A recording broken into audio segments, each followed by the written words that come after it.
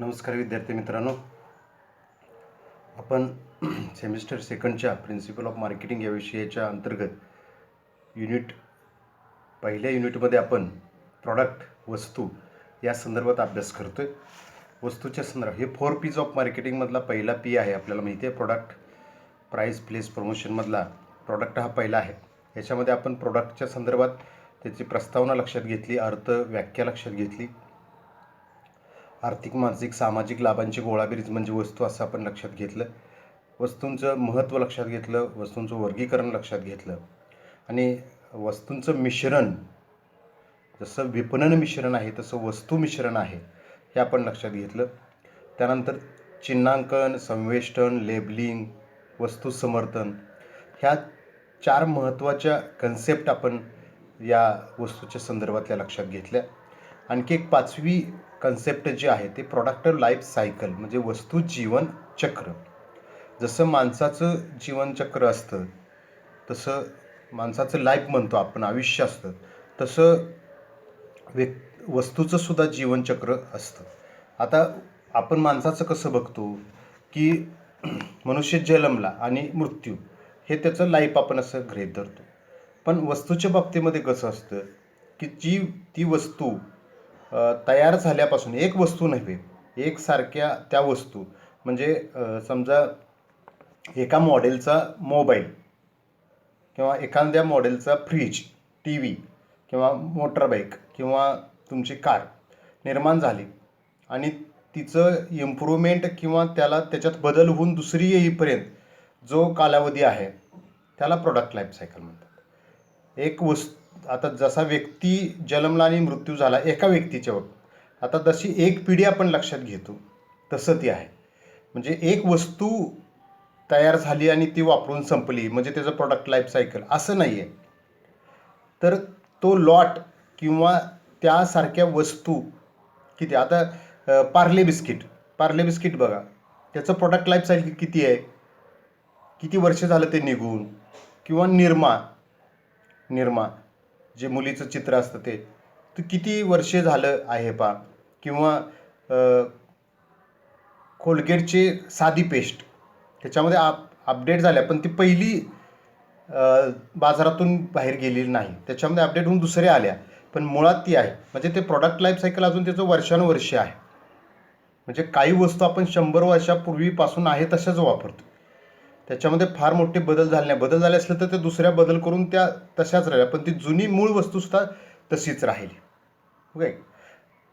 आता अजून MAT वापरतायत, म्हणजे MATची प्रॉडक्ट लाईफ सायकल संपली का? नाही. स्कूटर अजून वापरतात पण त्याची विक्री कमी आली, सगळं हे कमी आलं, पण त्या अजूनही आहेत. ज्यावेळेला संपूर्णपणे 100% बघायच्या म्हणजे आपल्याला दिसायच्या बंद होतील त्यावेळेला त्याचं लाईफ सायकल संपलं. तर याच्या संदर्भात आपण थोडंसं डिटेल लक्षात घेऊया. वस्तू जीवनचक्राचा सिद्धांत जो आहे तो 1950 मध्ये थिओडोर लेविट यांनी मांडलेला आपल्याला पाहायला मिळतो. जीवनचक्र हे सुरुवातीला विपणन सिद्धांताशी संबंधित होते, त्यानंतर ते वस्तू जीवनचक्र झाले. म्हणजे विपणन, एखादी वस्तू बाजारपेठेत आल्यानंतर ती वस्तू बाजारपेठेतून नाहीशी झाली तर तो कालावधी या ठिकाणी लक्षात घेतला होता. आता वस्तूच्या बाबतीमध्ये जीवनचक्र लक्षात घेतलं जातं. वस्तू जीवनचक्राचं व्यवस्थापन करण्याचा मुख्य हेतू वस्तूचे मूल्य व नफा चक्राच्या प्रत्येक टप्प्यावर नफा चक्र नव्हे, मूल्य आणि नफा ह्या जीवनचक्राच्या प्रत्येक टप्प्यावर वाढवणे हा त्याचा उद्देश, मुख्य हेतू असतो. आता व्यवस्थापनामध्ये वस्तू जीवनचक्र हे व्यवस्थापन आणि विपणन या संबंधीचे निर्णय घेण्यासाठी उपयोगी ठरतं. कशासाठी उपयोगी ठरतं? तर तुम्हाला व्यवस्थापन कसं करायचं आहे, विपणन कसं करायचं आहे, विक्री कशी करायची आहे, त्याचं प्रोडक्शन कसं करायचं आहे, त्याची किंमत कशी ठरवायची आहे, वृद्धीच्या योजना कशा आखायच्या आहेत, म्हणजे या संदर्भातले सगळे जे निर्णय तुम्ही घेत असता ते वस्तूच्या जीवनचक्राच्या आधारावरती घेत असता, हे आपण मुख्यत्वे लक्षात घेतलं पाहिजे. वस्तू जीवनचक्राच्या टप्प्यावर काय काय आव्हानं असतात? आता हे जे 5 टप्पे सांगितले जातात, पहिला टप्पा आहे तो स्वीकृत म्हणजे प्रवेशाचा आहे. म्हणजे एखादी वस्तू बाजारपेठ प्रवेश करते त्यावेळेला कोणती आव्हानं असतात, त्याला खर्च, पहिल्यांदा सुरुवातीला खर्च मोठा असतो पण बाजारपेठेमध्ये संधी पण तेवढी मोठी असते. आणि रिस्कही असते. म्हणजे पहिल्या टप्प्यामध्ये दुसऱ्या टप्प्यामध्ये ही खूप मोठी गोष्ट असते आणि ती तुम्हाला एखादी वस्तू बाजारपेठेत आली किंवा नवीन आली आणि ती थोडीशी वापरली आणि ग्राहकांना ती पसंत पडली नाही, तर ती लगेच बाजारपेठेतून निघून गेली. म्हणजे त्याच्यावरती केलेला खर्च, त्याच्यावर संशोधनावर केलेला खर्च, जाहिरातीवर केलेला खर्च, उत्पादनावरती केलेला खर्च, हा सगळा खर्च तो भरून निघत नाही त्या ह्याच्यामधून. मग तो उत्पादक असेल, विपणन करत असेल, तो तोट्यामध्ये जातो, नुकसानीमध्ये जातो. तर ही गोष्ट खूप महत्त्वाची आहे. प्रत्येक टप्प्यावर आव्हानं कोणती आहेत, खर्च किती आहेत, संधी किती आहेत, धोके किती आहेत, हे आपल्याला लक्षात घ्यावं लागतं. प्रत्येक टप्पा किती कालावधीचा असेल हे ठरवणं केवळ अशक्य आहे. म्हणजे एखादी वस्तूचा प्रवेश काही दिवसात होईल, काही महिन्यात होईल. त्यानंतर त्याची स्वीकृती वाढ जे असेल त्याला काही वेळेला कमी कालावधी लागेल, काही वेळेला जास्त लागेल. 1 महिना लागेल, काही वेळेला 1 वर्ष लागेल, किंवा 2 वर्ष त्याच्याहीपेक्षा जास्त लागेल. पण सुरुवातीला प्रवेश करायला आणि स्वीकृतीलाच जर अडचण येत असेल तर आपलं काहीतरी चुकतंय हे त्या विपणनकर्त्याला किंवा उत्पादककर्त्याला लक्षात येत असतं. त्यामुळं प्रत्येक टप्प्याचा आता ते चक्र आहे, जीवनचक्र, ते आपण एक आकृतीच्या साहाय्याने बघणार आहोत. त्यावेळेला आपल्याला हे डिटेल सगळं लक्षात येऊ शकतं. आता व्याख्या याच्यामध्ये घेतलेली आहे. व्याख्या लक्षात घ्या. वस्तूचा बाजारपेठेत प्रवेश झाल्यानंतर त्याला स्वीकृती मिळण्यापासून, बाजारात प्रवेश झाला, ग्राहकांना त्याला स्वीकृती दिली, त्याची विक्री सर्वोत्तम नगसंख्येला जाऊन त्याची विक्री सर्वोत्तम नगसंख्येला झाली. इथे एक छोटंसं मी उदाहरण तुम्हाला सांगतो. आपण याच्या अगोदरही कदाचित चर्चा केली असते. आपण ज्यावेळेला रस्त्याने जातो, विशेषतः कोकणामध्ये आपण ज्यावेळेला जातो त्यावेळेला त्याचे रस्ते कसे असतात बघा, चढ असतो आणि उतार असतो. चढ असताना उतार, चढ उतार, चढ उतार असतात. म्हणजे चढ असल्यानंतर उतार हा फिक्स आहे. काय लक्षात येते बघा, डोंगरावरती सुद्धा इकडच्या बाजून चढला तर तिकडच्या बाजूला उतार आहे, तिकडच्या बाजून चढला तर इकडच्या बाजूला उतार आहे.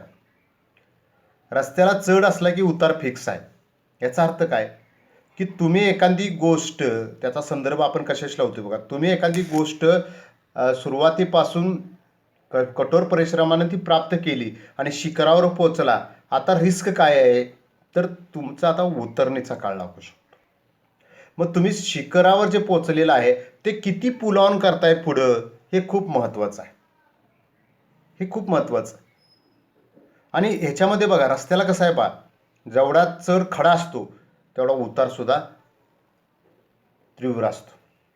जेवढा चढ सावकाश किंवा ग्रॅज्युअली असेल, हळूहळू असेल, तेवढा उतार सुद्धा तसाच प्रकारचा असतो. हा निसर्ग नियम आहे. हा निसर्ग नियम आहे. मग तुमची वस्तू बाजारपेठेत प्रवेश केल्यानंतर त्याला स्वीकृती मिळून ती टॉपला जातात, ह्याच्यापेक्षा जास्त विक्री होणं अशक्य आहे. ह्याच स्तरावर ज्यावेळेला पोचते, आता ती स्टेज तुम्ही किती पुढं तुम्ही पुल ऑन करताय, दॅट्स इम्पॉर्टंट. ते खूप महत्त्वाचं आहे.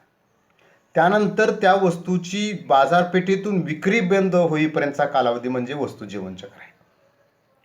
मगाशीही म्हटलं मी, एका वस्तूच्या बाबतीमध्ये नाही, एखाद्या टाईपची वस्तू, एखाद्या डिझाईनची वस्तू, याच्यामध्ये आपण ज्यावेळेला लक्षात घेतो. 4 व्हीलर गाडीचं एखादं मॉडेल असतं पहा. आता इनोव्हा गाडी आली, इनोव्हा गाडी बाजारपेठेत आली, अजूनही ती चालते, त्याची विक्री अजूनही मोठ्या प्रमाणावरती होते. पण ज्यावेळेला एक दिवस ती बंद होईल त्यावेळेला त्याचं जीवनचक्र संपलं. तुमच्या एकट्या गाडीचं जीवनचक्र नाही. जसं माणसाचं आपण लक्षात घेतो, उदाहरण समजून घेण्यासाठी आपण माणसाचं पाहिलं, पण इथं वस्तू एका वस्तूचं नाही तर त्यासारख्या वस्तूच्या, त्या टाईपच्या वस्तू या ठिकाणी लक्षात घ्यायच्या. आता फिलिप कोटलर सुद्धा काय म्हणतात, वस्तूच्या विक्रीच्या कालावधीतील विविध अवस्थांना वस्तू जीवनचक्र म्हणतात. बरोबर आहे. ह्या अवस्था आपण पाहणारच आहोत. अजून याच्यामध्ये काही महत्त्वाच्या जीवनचक्राच्या बाबी आहेत, त्या थोड्याशा लक्षात घेऊन मग आपण अवस्थेकडे जाऊया. वस्तूचे बाजारपेठेतील आयुष्यमान मर्यादित कालावधीचे असते. हे जर आपण म्हणलं तर मर्यादित म्हणजे किती, त्याचा स्पॅन किती, 10 वर्ष, 5 वर्ष, 2 वर्ष, 1 महिना, 100 वर्ष. पण हे मर्यादित असतं, लिमिटेड असतं. फ्रॉम टू, त्याला फ्रॉम टू आहे. मग 0 टू पुढं सॉन. वस्तूची विक्री विविध अवस्थांमधून कमी अधिक होत असते. त्याचंही कारण आहे, प्रत्येक अवस्थेत विविध आव्हानं असतात, खर्च असते, जोखीम असते, संधी असते, समस्या देखील विविध प्रकारच्या असतात. एखादी वस्तू बाजारपेठेत प्रवेश करायला खूप अडचणी असतात. ह्याच्यासाठी मी तुम्हाला उदाहरण सांगतो. ज्या वेळेला एखादं मूल आईच्या उदरामध्ये 9 महिने 9 दिवस असतं, त्यावेळेला त्याची वाढ पूर्ण झालेली असते आणि त्याचा जन्म ज्या वेळेला होतो त्यावेळेला ते सदृढ बालक जन्माला येतं. सदृढ बालक जन्माला येतं. कारण का? त्याची वाढ पूर्ण झाली, त्याचे सर्व अवयव विकसित झाले, पूर्ण दिवस त्या आईच्या उदरामध्ये राहिलं आणि आईच्या माध्यमातून अन्नपुरवठा असेल, ऑक्सिजन असेल, सगळ्या, किंवा ती त्यावेळेला करत असेल एक्झरसाइज असेल, मानसिक तिचं संतुलन चांगलं असेल तर सदृढ बालक. सदृढ याचा अर्थ लक्षात येतो. जे आपण मेडिकल सायन्सनं ज्याला सदृढ बालक म्हटलेलं आहे ते नॉर्म्स ते सर्व पूर्ण करतं. पण एखादं मूल ज्यावेळेला 7व्या महिन्यामध्ये किंवा 7.5 महिन्यामध्ये 8व्या महिन्यामध्ये जन्माला येतं त्यावेळेला ते आईच्या उदरामध्ये 1.5 महिना कमी असतं. म्हणजे त्याची पूर्ण मॅच्युरिटी झालेली नसते. मग आम्हाला काय करावं लागतं, ते इन्क्युबेशनमध्ये ठेवावं लागतं. काचेमध्ये तुम्ही ज्याला म्हणता त्याला इन्क्युबेशन शब्द आहे, त्याच्यामध्ये ठेवावं लागतं आणि मग त्याची वाढ घडवून आणावी लागते. ही आर्टिफिशियल झाली. पण त्याची नैसर्गिक वाढ जी आहे पूर्ण दिवस भरले त्या आईच्या उदरामध्ये, मग त्यावेळेला ते सदृढ आहे. मग तुमची वस्तू तुम्ही ज्या वेळेला क्वालिटीची तयार कराल, ग्राहकांनी अपेक्षा पूर्ण करणारी, आवडीची, त्यांच्या पसंतीची, त्यांच्या अपेक्षा, त्यांच्या आकांक्षा, इच्छा, गरजा पूर्ण करणारी क्वालिटी वस्तू तुम्ही ज्या वेळेला बाजारपेठेत आणाल त्यावेळेला त्याचा प्रवेश चांगला होईल. पण तुम्ही अर्धी कच्ची आणली, जसं मुला 7व्या महिन्यात 8व्या महिन्यात, की मग त्याला जसं महिना 1.5 महिना 15 दिवस काचेत ठेवावं लागतं आणि मग त्याची आर्टिफिशियल कृत्रिम वाढ करून घ्यावी लागते, तसं तुम्हाला बाजारपेठेत प्रवेश करायला त्रास होणार, ग्राहकांनी स्वीकृती द्यायला त्रास होणार. म्हणजे 7व्या महिन्यातलं नैसर्गिकरित्या त्याला जगायला त्या मुलाला त्रास होतो, तसं 9 महिने 9 दिवस भरलेलं मुलं सदृढपणे बाहेर येतं, लगेच सगळं ते त्याच्या पुढच्या प्रोसेस सुरू होतात. काही दिवसानं ते हसा खेळायला लागतं. त्याच्या सगळ्यात बघा, एखादं मुलगं 7व्या 8व्या महिन्यामध्ये उभा राहून धडपडत चालायला शिकतं, तर काही मुलं वर्ष झाली तरी त्यांना चालता येत नाही, धडपडतात. हे जसं आहे तसं बाजारपेठेत एखादी वस्तून प्रवेश केला तर प्रवेश एखाद्याचा चांगला कधी होईल, जर ही मी आत्ता सांगितलेल्या सगळ्या गोष्टी जर सक्षम असतील तर त्याचा प्रवेश चांगला होईल, ग्राहक त्याची स्वीकृती चांगली. पण ह्याच्यामध्ये कुठं जर कमतरता असेल, उणीव असेल, तर मात्र प्रवेश करायला ते अडचणीचं होणार. वस्तू जीवनचक्राच्या प्रत्येक अवस्थेत नफ्याचे प्रमाण कमी जास्त असू शकते. आता हेही आपल्याला सांगतं तर सुरुवातीला खर्च जास्त असल्यामुळं आणि प्रवेश होत असल्यामुळं, विक्री खर्च वाढत असल्यामुळं थोडासा सुरुवातीच्या काळामध्ये नफ्याचं प्रमाण कमी राहतं आणि ग्रॅज्युअली ते हळूहळू परत वाढत जातं. जशी विक्री वाढेल तशी त्याचं नफ्याचं प्रमाण वाढत जातं. पण हे एक्झॅक्ट आपण सांगू शकत नाही. वस्तू जीवनचक्राच्या प्रत्येक अवस्थेत विपणन असेल, वित्त असेल, उत्पादन असेल, खरेदी असेल किंवा ह्युमन रिसोर्स, मानवी संसाधन, या संबंधीच्या व्यूहरचनासुद्धा वेगवेगळ्या ठरवाव्या लागतात. बरोबर आहे. अवस्था बदलली या सगळ्या गोष्टी बदलणार, हे आपल्यालाही माहिती आहे. जसं बालक असतं त्यानंतर ते तरुण अवस्थेमध्ये जातं, त्यानंतर ते मिडल स्टेजला जातं, त्यानंतर ते वृद्धावस्थेला जातं. हे जसं ह्या जशा स्टेज आहेत तशा वस्तूच्या सुद्धा त्या स्टेज असतात आणि त्या पद्धतीनं तुम्हाला बदलावं लागतं. वस्तू जीवनच्या चक्राच्या प्रत्येक अवस्थेची उद्दिष्टे वेगवेगळी असतात. बरोबर आहे. प्रवेश अवस्थेची उद्दिष्ट वेगळी, स्वीकृतीची वेगळी, स्वीकृतीतून वाढ आहे. परिपक्व अवस्थेची असते, संपृक्त अवस्था असते आणि ऱ्हास आणि शेवट असतो. ह्या 5 अवस्था आपल्याला बघायला मिळतात. ह्या इथं दिलेल्याच आहेत. वस्तू जीवनचक्राच्या 5 अवस्था सांगितल्या जातात. प्रवेश, स्वीकृती व वाढ, परिपक्व, संपृक्त. आता परिपक्व आणि संपृक्त काय हे मी तुम्हाला उदाहरणांनी देऊन समजावून सांगेन. ऱ्हास आणि शेवट, ऱ्हास किंवा शेवट म्हणजे मनुष्य मृत्यू झाला तसा शेवट झाला, तसा वस्तू पण मृत्यू झाली, शेवट झाला. ते बाजारपेठेतून विकायची बंद झाली म्हणजे त्याचा मृत्यू झाला. प्रत्येक अवस्थेत विपणन मिश्रण हे वेगवेगळे असते. विपणन मिश्रण म्हणजे 4 Ps. त्या वस्तूच्या बद्दलचा भाग वेगळा असतो, किमतीच्या बद्दल, त्याच्या विक्रय वृद्धीच्या बद्दल, वितरणाबद्दल, हे सगळं वेगवेगळं असतं. वस्तूची बाजारपेठेत होणारी विक्री थांबली म्हणजे जीवनचक्राचा शेवट झाला असं मानलं जातं. हे आता किंबहुना आपल्या लक्षात आलेलं आहे. वस्तू जीवनचक्र जास्त कालावधीचे बनण्यासाठी परिपक्व अवस्था जास्त काळ टिकवणे महत्त्वाचं आहे. जसं मी तुम्हाला सांगितलं, शिखरावर पोचल्यानंतर ते शिखराचा भाग आहे तो सपाट राहू दे, पण तो पुढं पावलांतर करणं हे जास्त महत्त्वाचं आहे. वस्तू जीवनचक्रावर तेजी मंदी असेल, सरकारी धोरण असेल, ग्राहकांच्या आवडीनिवडीतील बदल असेल, तंत्रज्ञानातील बदल असेल, नवनवीन वस्तू बाजारपेठेत त्याचा फरक असेल, बदल असेल, स्पर्धकांच्या व्यूहरचना असतील, पर्यावरण असतील, ह्या सगळ्या घटकांचा परिणाम होतो. ही यादी खूप मोठी आहे. मी असं म्हणेल की जगातल्या सगळ्या गोष्टींचा परिणाम आपल्या वस्तूच्या जीवनचक्रावरती होतो. केवळ ग्राहक नाही, सर्व नैसर्गिक असेल, सामाजिक असेल, आर्थिक असेल, कायदा असेल, सरकारचे काही म्हणणं असेल, समाजाचं काय असेल, उत्पादकाचं असेल, पुरवठादाराचं असेल, गुंतवणूकदाराचं असेल, वितरकाचा असेल, विपणनकर्त्याचा असेल, एव्हरीथिंग. आणि ग्राहक तर महत्त्वाचा आहे. तर विद्यार्थी मित्रांनो, आता ह्या 5 अवस्था आपण या ठिकाणी बघूया. ह्याच्यामध्ये पहा, ही आकृती याच्यामध्ये आहे. आता प्रत्येक वस्तूचा बाजारपेठेतील जीवनकाल वेगवेगळा असतो हे आपण लक्षात घेतलं. तरी देखील प्रत्येक वस्तूचं बाजारपेठेत सर्वसाधारणपणे पुढील अवस्थेमधून जातं, हे आपण लक्षात घ्यायला पाहिजे. आता याच्यामध्ये बघा, पहिली अवस्था आहे ती प्रवेश. आणि वस्तूची पहिल्यांदा विक्री शून्य असते आणि इथून ती सुरू होते आणि इथं कुठे येते त्यावेळेला ते हळूहळू वाढत जाते. त्यावेळेला नफा नसतो. नफ्याला सुरुवात दुसऱ्या स्टेजमधल्या याच्या पार्टमधून झालेली आहे. ज्यावेळेला ग्राहक स्वीकृती करतात आणि त्या विक्रींची वाढ होत जाते त्यावेळेला. आता ही वाढ परिपक्व अवस्थेमध्ये सुद्धा वाढत असते. इथे एक आपण छोटंसं उदाहरण घेऊया.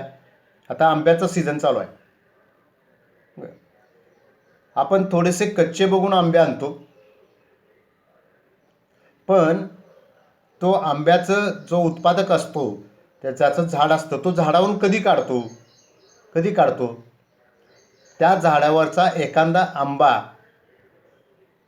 पिवळा किंवा पिकलेला दिसला त्याला आपण पाड असं म्हणतो आपल्या भाषेमध्ये. पाड, तो पाड एखादा दिसला म्हणजे त्या झाडावरचे आंबे उतरायला तुम्हाला हरकत नाही. पाड दिसल्याशिवाय आपण उतरत नाही. आपण केळी विकत आणतो, केळीला 3 शिरा असतात पहा. त्या जर अशा टोकदार असतील तर ती नाही. घड्यामधलं एखादं केळ ज्यावेळेला पिकतं त्यावेळेला तो आपण घड खाली उतरतो, त्यावेळेला त्याच्या शिरा गोल झालेले असतात, त्या अशा कडक नसतात. तसं आंबा झाडावरती एखादा पाड पिकल्यानंतर आपण तो आंबा खाली उतरतो, झेलणी असते पहा त्याची, त्याचा चीक असेल तो इतर आंब्यावरती इतर ठिकाणी पडू नये हे दक्षता घेतो, किंवा थोडासा वरून तो कट होतो, किंवा ते आत गेलं तर ते सेप्टिक होतं, किंवा खाली आंबा पडला तरी सेप्टिक होतो आणि तो नासतो वगैरे. फार सेन्सिटिव्ह असतो आंबा बाग. आणि आपण ते आणतो आणि त्याची भट्टी लावतो, म्हणजे खाली भात्यानं आपण म्हणतो, बारदान असतात ते टाकून त्याच्यावरती झाकून ठेवतो. 8-10 दिवस तापल्यानंतर हीट लागते त्याला. मग ते नैसर्गिकरित्या आता ते कृत्रिमरित्या पिकवतात, इतर त्या गोष्टीचा वापर करतात, तो गोष्टी वेगळी आहे, त्याचा विषय आपल्याला नाही. पण तो त्याच्यामध्ये ठेवल्यानंतर तो थोडासा पिवळा पडायला लागतो. आता तुम्ही त्या अवस्थेत जर आंबा थोडासा खाल्ला, कच्चा तर पूर्णच आंबट लागणार, पण अजून पक्व झालेला नाही, पूर्ण पिकलेला नाही, त्यावेळेला खाल्ला तर थोडासा आंबट लागणार. आता थोडासा आंबट लागणार म्हणजे ही परिपक्वाची अवस्था सुरू झाली. त्यानंतर दुसऱ्या दिवशी खाल्ला तर त्याच्यापेक्षा थोडासा गोड लागणार, तिसऱ्या चौथ्या दिवशी त्याच्यापेक्षा गोड लागणार. पण एक दिवस असा असणार आहे की त्या आंब्याची गोडी सर्वोत्तम असणार आहे. ती आदल्या दिवशी नसणार आहे आणि दुसऱ्या दिवशी तर नसणार आहे. दुसऱ्या दिवशी म्हणजे त्या आंब्याचा त्या दिवशीचा तो परिपक्वतेचा शेवटचा दिवस असतो, शेवटची स्टेज असते आणि त्या दिवशी तो अतिउच्च गोड असतो, चविष्ट असतो. त्याच्या दुसऱ्या दिवशी त्याच्या नासण्याची प्रक्रिया सुरू होती, संपृक्त अवस्था. म्हणजे म्हणून तो ग्राफ खाली तुम्हाला गेलेला दिसतो. आता रस्त्याच्या बाबतीमध्ये सांगितलं, हा चढ आहे, उतार फिक्स आहे. आता ज्या वेळेला असं तुम्ही कराल त्यावेळेला ग्राफ पण असा येईल.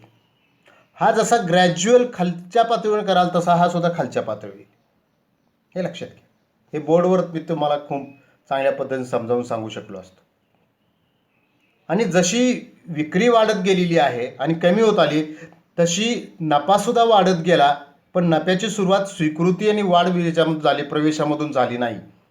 म्हणजे पहिल्या टप्प्यामध्ये तुम्हाला नफा प्राप्त होत नाही, कारण तुमचा खर्च जास्त असतो.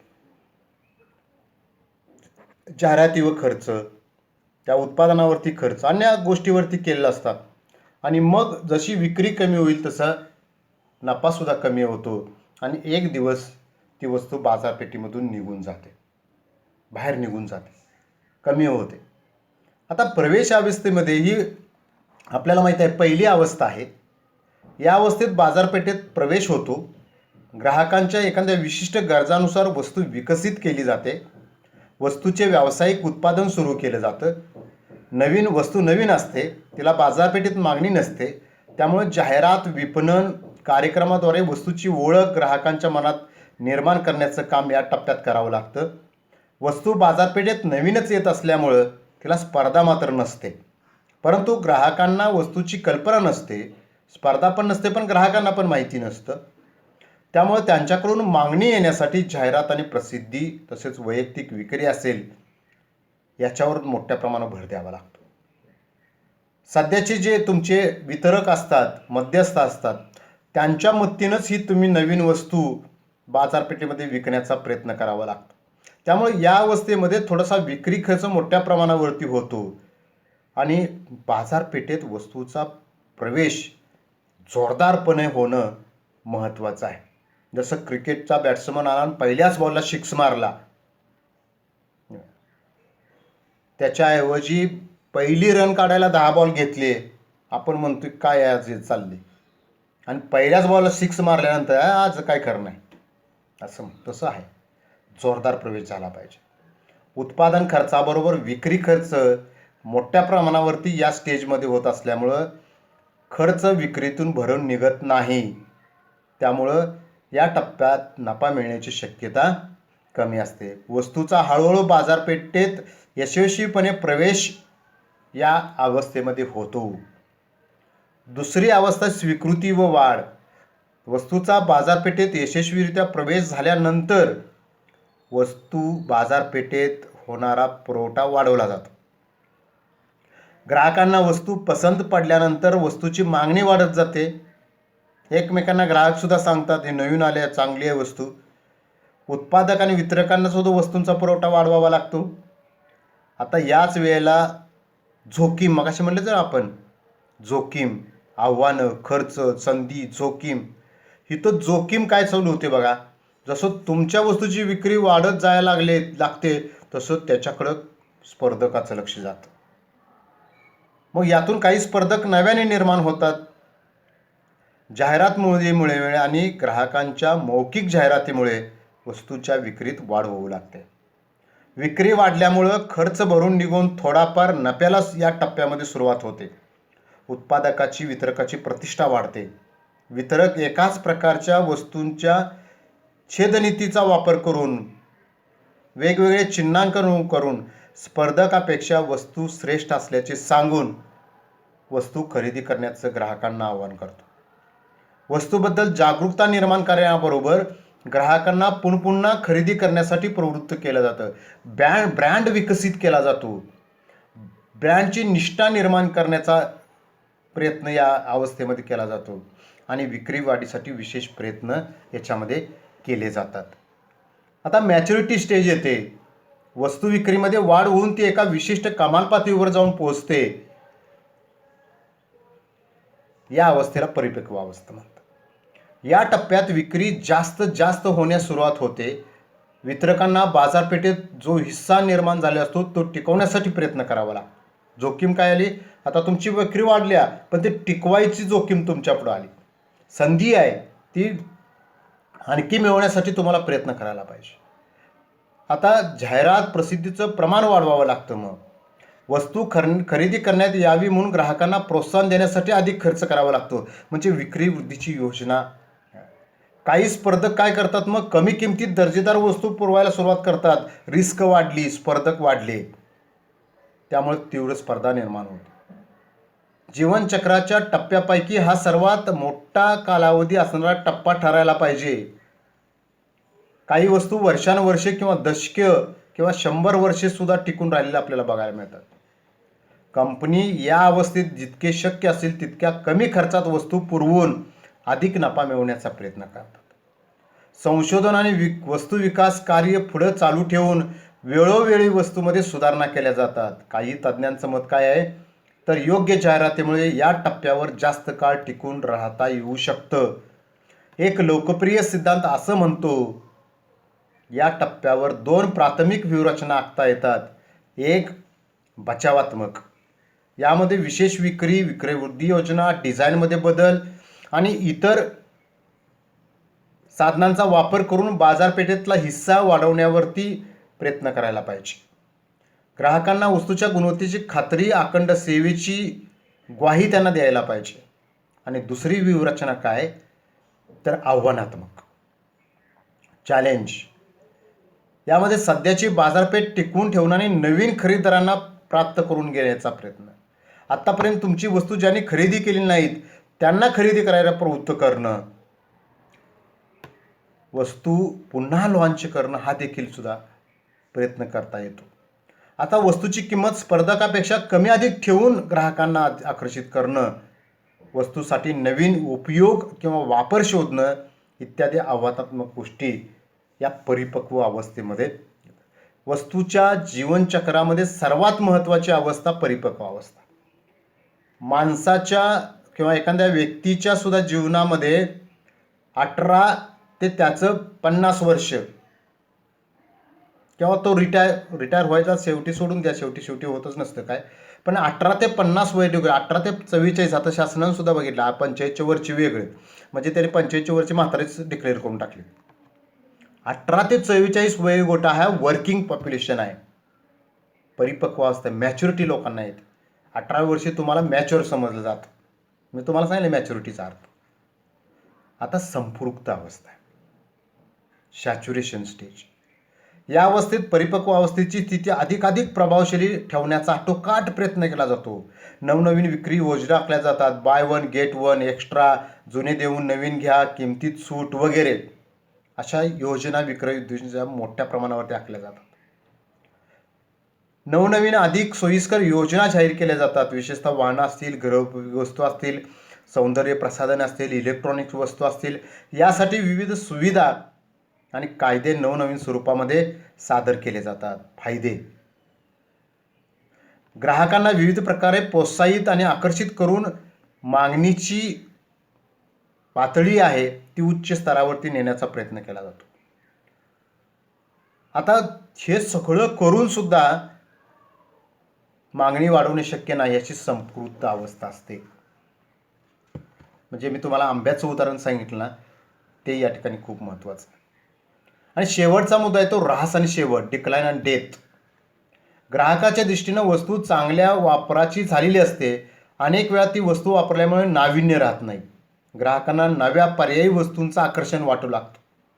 मागणी कमी होऊ लागते. पर्यायी वस्तू किंवा स्पर्धकांच्या वस्तू अधिक सोयीस्कर, दर्जेदार, कमी किमतीत उपलब्ध झाल्यास मागणी अतिशय वेगानं घटते. विद्यार्थी मित्रांनो, एक गोष्ट याच्यापूर्वी लक्षात घ्यायला पाहिजे, तुम्ही संपृक्त अवस्थेला जायच्या अगोदरच, म्हणजे ज्या वेळेला परिपक्व अवस्थेतच आहात तोपर्यंत तुमचं नवीन प्रोडक्ट लॉन्च व्हायला पाहिजे. म्हणजे एखादा खेळाडूनं रिटायरमेंट कधी घ्यायला पाहिजे? परिपक्व अवस्थेत असताना घ्यायला पाहिजे. त्याचा उतरणीचा काळ लागल्यानंतर घेऊन त्याचं महत्त्व कमी राहतं. ह्याला काढून टाकावं का हा स्वतःहून त्याची निवृत्ती घोषित करतोय, ह्या अवस्थेत बोर्ड असतं. म्हणजे आत्ता मरतोय का मग मरतोय या स्टेजला जाऊन बघायचं नाही. तर तोपर्यंत त्या कंपनीनं, त्या उत्पादकानं, वितरकानं, विपणनकर्त्यानं नवीन वस्तू या ठिकाणी, म्हणजे तुम्ही परिपक्व अवस्थेत आहे तोपर्यंत नवीन वस्तूचं प्रवेश अवस्था पूर्ण झालेली पाहिजे. म्हणजे तुमच्या एकूण विक्रीमध्ये घट होत नाही. आता विक्री कमी या ठिकाणी काय होतं, ऱ्हास आणि शेवट या अवस्थेमध्ये विक्री कमी होऊन वितरणाचा खर्च कायम राहिल्यामुळं खर्च कपातीचं धोरण अवलंबावं लागतं. बऱ्याच वेळा वस्तूचा दर्जा देखील घटवला जातो. जाहिरातीच्या प्रसिद्धीच्या खर्चावर नियंत्रण आणलं जातं. वस्तूकडे ग्राहकांचे लक्ष आकर्षित करणं कठीण बनत जातं. उत्पादन कमी केलं जातं. स्टॉक कमी होऊ लागतो. हळूहळू वस्तू बाजारपेठेतून नाहीशी होते. त्या ठिकाणी नवीन किंवा पर्यायी वस्तू सामील होतात. तुम्हाला नवीन वस्तू सामील करायला पाहिजेत. आता याच्यामध्ये एक चार्ट दिलेला होता, वैशिष्ट्य आणि प्रवेश अवस्थेमध्ये ते काय वैशिष्ट्य असतं, म्हणजे विक्री कशी असते, तर प्रवेश अवस्थेत कमी असते, स्वीकृतीमध्ये वाढत जाते, परिपक्व अवस्थेत जास्त असते, संपृक्त अवस्थेत सर्वात जास्त असते, पण ऱ्हास आणि शेवटमध्ये विक्री कमी होत जाते. खर्चसुद्धा पहिल्यांदा जास्त असतो, पुन्हा सरासरी असतो, पुन्हा कमी कमी होत जातो. नफासुद्धा असतो, पहिला तोटा असतो, नफ्याला सुरुवात होते स्वीकृती अवस्थेमध्ये, पुन्हा नफा वाढतो, संपृक्त अवस्थेत तो जास्त असतो आणि ऱ्हास आणि शेवटमध्ये पुन्हा तो कमी होतो. ग्राहकसुद्धा पहिल्यांदा कमी असतात, वाढतात, जास्त होतात, संपृक्त अवस्थेत सर्वात जास्त होतात, पुन्हा कमी होत जातात. स्पर्धकसुद्धा पहिल्यांदा कमी होतात, स्वीकृती अवस्थेत वाढतात, परिपक्व अवस्थेत कमी असतात, परत सर्वात कमी होतात, परत कमी होतात, कारण तुमचीच वस्तू विकायची बंद होते.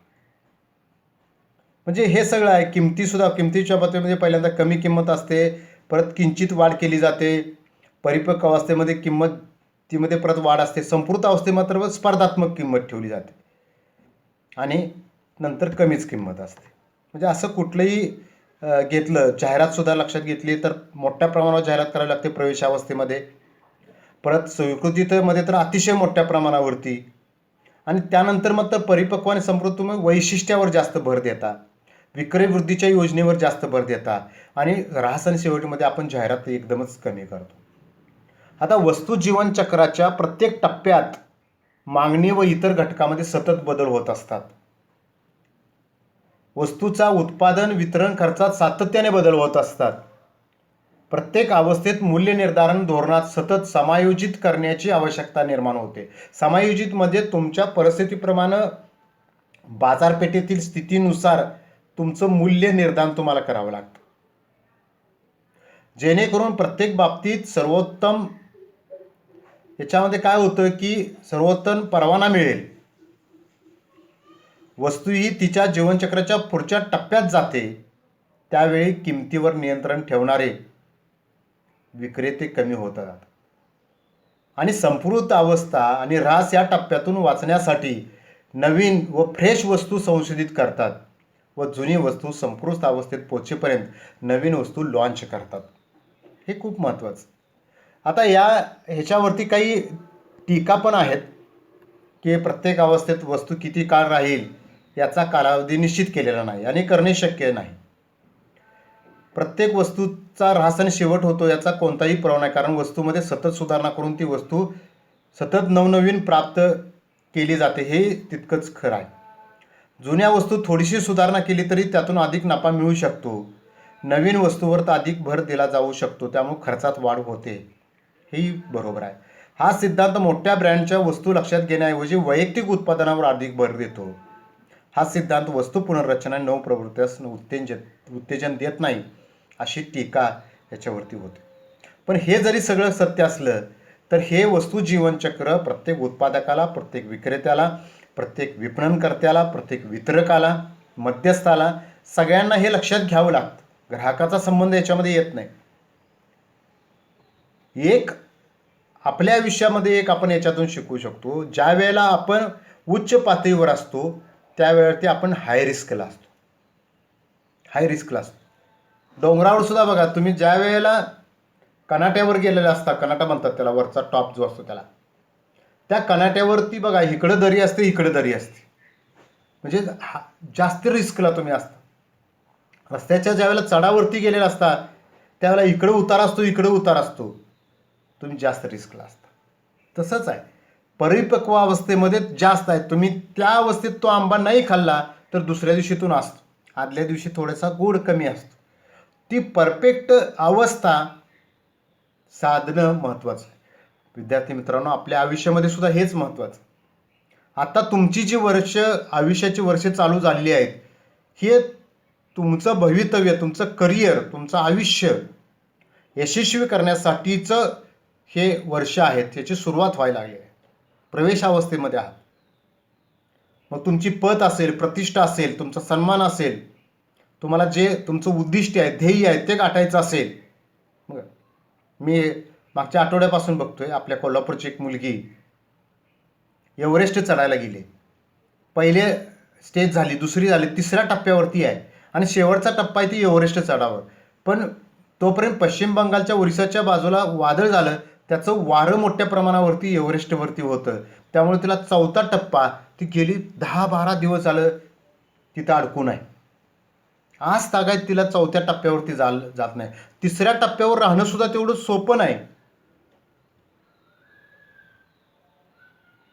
बघा, म्हणजे आपण एखादी गोष्ट अचीव करण्यासाठी सुद्धा ह्याच जीवनचक्राचा उपयोग आपण लक्षात घेऊ शकतो. तर विद्यार्थी मित्रांनो, तुम्ही हे माझं आजचं लेक्चर शांतपणे ऐकून घेतलं. खूप मोठा चांगला विषय होता, तुम्ही समजावून घेतला, काही नोट्स लक्षात घेतले असेल, वस्तू जीवनचक्राच्या अवस्था लक्षात घेतल्या, प्रवेश, स्वीकृती, वाढ, परिपक्व, संपृक्त आणि रासन शेवट. हे खूप महत्त्वाचं आहे. धन्यवाद.